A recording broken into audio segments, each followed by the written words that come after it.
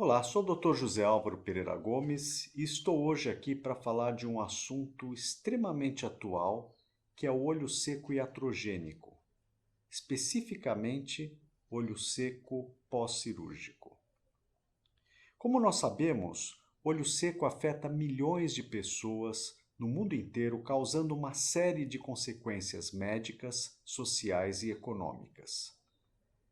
E olho seco é extremamente comum. Estima-se que 14 a 33% da população apresente sinais e sintomas de olho seco. Olho seco aumenta com a idade e é mais frequente em mulheres. Aqui na cidade de São Paulo, nós concluímos o estudo mostrando que 23% da população acima de 50 anos apresenta olho seco. É por isso que várias instituições têm então dado um destaque para o olho seco. Dentre elas, a TIFOS, a Tear Film Ocular Surface Society, que publicou recentemente o segundo Dry Eye Workshop, o DIUS 2, que incluiu um capítulo específico sobre olho seco iatrogênico.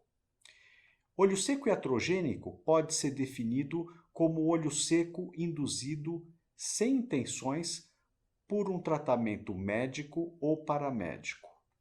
Ele inclui olho seco causado por medicamentos tópicos, como por exemplo anti-alérgicos, anti-inflamatórios, antibióticos, antivirais, colírio anestésico, mas principalmente os medicamentos utilizados para o glaucoma.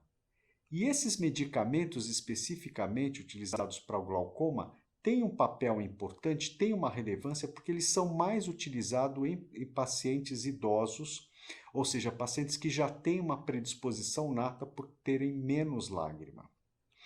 Como nós sabemos, existe uma série de reações ligadas à molécula, ao componente do agente que vai baixar a pressão intraocular e também muito ligado à presença dos conservantes, que estão presentes em um grande número desses medicamentos para permitir a maior absorção pela córnea para chegar e ter a sua ação na câmara anterior. Dentre esses conservantes, o cloreto de benzalcônio, que é uma amônia quaternária detergente, tem um efeito muito importante em relação à superfície ocular. Nós sabemos também que muitas vezes o paciente com glaucoma utiliza não um, mas 2 ou 3 medicamentos, o que vai potencializar ainda mais esse quadro de olho seco induzido. Além dos medicamentos tópicos, nós temos os medicamentos sistêmicos. E aqui nós temos desde os agentes antihistamínicos ou antialérgicos, antihipertensivos, antidepressivos, ou seja, uma série de medicamentos utilizados por via oral vão diminuir a produção da lágrima e induzir o olho seco. Olho seco também pode ser induzido pelo uso da lente de contato, ou então está associado à lente de contato. Hoje em dia nós temos novos tipos de lente de contato que melhoram um pouco essa condição, mas sem dúvida nenhuma é uma causa importante de olho seco iatrogênico. De todas as causas de olho seco iatrogênico, talvez o grupo mais interessante é o grupo do olho seco iatrogênico causado pela cirurgia do oftalmologista. Dentre elas, nós temos as cirurgias realizadas no segmento anterior, na córnea, as mais importantes. E dentre estas, a cirurgia refrativa, principalmente o LASIK, pode causar sintomas e sinais de olho seco em mais de 50% dos pacientes submetidos a essa cirurgia. É um olho seco que piora na primeira semana, vai durar de 1 a 3 meses e depois, quando ocorre a reinervação, melhora um pouco a condição. Foi muito estudado pelos grupos do Texas, de Stephen Plouffelder, e também pelo grupo de Cleveland, do Steven Wilson, que detectou não somente a participação do corte do microcerátomo com a disrupção da inervação aferente, que vai estimular o mecanismo do piscar e a produção de lágrima, mas também outras associações com essa denervação em relação à manutenção da fisiologia das células do epitélio da córnea, que dependem muito da liberação de neurotrofinas de fatores de crescimento por essa inervação que é cortada durante o procedimento refrativo. Vários estudos com microscopia confocal têm mapeado essa denervação e a reinervação que ocorre semanas ou meses depois da cirurgia refrativa, o que tem possibilitado a gente buscar novas formas de tratar esse tipo de condição. Fora a cirurgia refrativa, a ceratoplastia ou transplante de córnea, seja lamelar ou penetrante, também alteram a inervação da córnea e vão provocar sinais e sintomas de olho seco. Nós temos também a cirurgia de catarata, que tem sido mais estudada nos últimos anos, onde então tem se buscado um maior entendimento de uma cirurgia em que a gente realiza uma microincisão, mas mesmo assim ela pode causar, induzir ou então piorar um olho seco prévio, comprometendo os resultados visuais dessa cirurgia.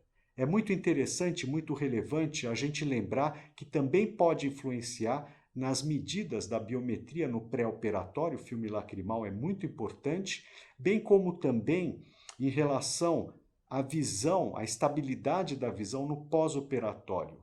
Isso é muito observado, principalmente naqueles pacientes que fazem a utilização ou que tiveram então implantadas lentes bifocais, trifocais ou multifocais. Nós temos também cirurgias da conjuntiva, como de pterígio, e cirurgias das pálpebras. Este foi objeto de uma tese desenvolvida na Escola Paulista de Medicina pela doutora Juliana Sartori, que então comparou a blefaroplastia ou olho seco antes e depois da blefaroplastia, seja com aplicação de laser prévio ou não, e detectou uma piora nos índices do OSDI, de olho seco, bem como também dos sinais pelas colorações de fluoresceína e rosa bengala e citologia de impressão. Nós temos outras cirurgias que também podem comprometer e piorar o olho seco, como cirurgias de glaucoma, cirurgias vitreoretinianas, de estrabismo ou mesmo implante do anel, que podem então alterar o filme lacrimal e induzir olho seco. Procedimentos como crosslinking, toxina botulínica ou mesmo procedimentos cosméticos também podem afetar o filme lacrimal. E como é que tem que ser a abordagem, então, dessa situação de olho seco e atrogênico? Primeiro passo, é importante fazer um correto diagnóstico. Existem métodos de triagem, que podem incluir exames mais específicos, ou mesmo através de um questionário e um exame simples, como o tempo de ruptura do filme lacrimal, que tem que ser realizado antes da indicação e realização, por exemplo, de um procedimento cirúrgico ou iniciação de um tratamento para glaucoma. É muito importante a orientação médica e a profilaxia para você reduzir esses eventos iatrogênicos. Em relação ao tratamento, nós podemos seguir o fluxograma do DILS, que divide em 4 etapas de acordo com o grau de severidade do olho seco, mas a maneira mais simples da gente iniciar um tratamento de olho seco é pela reposição lacrimal, seja com lubrificantes na forma de colírios, géis, pomadas, e dentre eles nós temos o ácido hialurônico, que é um lubrificante que está sendo cada vez mais utilizado na prática do oftalmologista pelo poder de alta retenção da água, tem uma excelente dispersão e bioadesão na superfície ocular, melhorando os sintomas, estabilizando o filme lacrimal, seja no olho seco por deficiência aquosa e evaporativo. Alguns anos atrás nós publicamos o efeito do ácido hialurônico tópico na migração e proliferação do epitélio de córnea, onde nós detectamos também uma aceleração dessa epitelização no modelo in vitro de epitélio humano. Esse também, o ácido hialurônico, foi objeto e tem sido objeto de vários estudos clínicos. E em um deles nós avaliamos o Adaptis Refresh, um colírio de ácido hialurônico, tanto no olho seco evaporativo quanto no olho seco por deficiência aquosa. Ele se mostrou eficaz, diminuindo então os índices do OSDI, do questionário de olho seco, bem como também melhorando o tempo de ruptura do filme lacrimal nos dois tipos de olho seco. Para concluir, é importante nós reconhecermos que vários tratamentos, e principalmente cirurgia oftalmológica, pode induzir ou piorar o olho seco. A fisiopatologia inclui diversos aspectos como toxicidade, denervação, instabilidade lacrimal e inflamação. O tratamento deve incorporar não somente a lubrificação, mas também esses outros mecanismos relacionados ao olho seco iatrogênico, e aqui em especial eu chamo a atenção da denervação nas cirurgias refrativas e nas outras cirurgias da superfície do olho ou da córnea. Medidas como orientação e medidas profiláticas, bem como um diagnóstico correto antes de iniciar o tratamento, são fundamentais para a gente prevenir esse problema. Eu gostaria de agradecer a atenção. Muito obrigado.